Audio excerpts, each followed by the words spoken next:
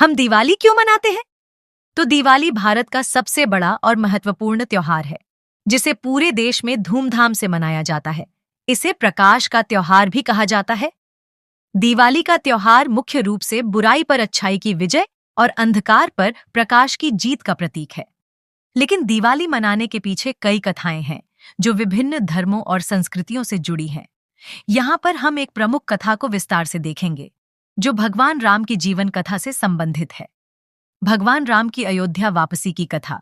दिवाली का सबसे प्रमुख कारण रामायण में वर्णित भगवान राम की कथा है। हजारों साल पहले त्रेता युग में अयोध्या के राजा दशरथ के 4 पुत्र थे: राम, भरत, लक्ष्मण और शत्रुघ्न। भगवान राम राजा दशरथ और उनकी रानी कौशल्या के सबसे बड़े पुत्र थे। वे मर्यादा पुरुषोत्तम कहलाते थे और अपने गुणों, चरित्र और नैतिकता के कारण पूरे राज्य में प्रिय थे। वनवास की कथा।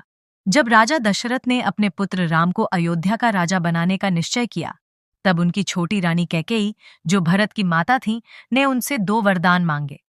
एक वरदान यह था कि उनके पुत्र भरत को अयोध्या का राजा बनाया जाए, और दूसरा वरदान यह था कि राम को 14 वर्षों के लिए वनवास भेजा जाए। राजा दशरथ को अपने वचन का पालन करना पड़ा, और भगवान राम अपनी धर्मपत्नी सीता और छोटे भाई लक्ष्मण के साथ वनवास के लिए चले गए। रावण वध और राम की विजय।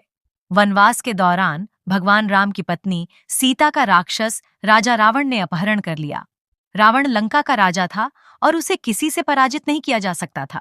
लेकिन भगवान राम ने वानर राजा सुग्रीव, हनुमान जी और अन्य वानर सेना की सहायता से रावण से युद्ध किया।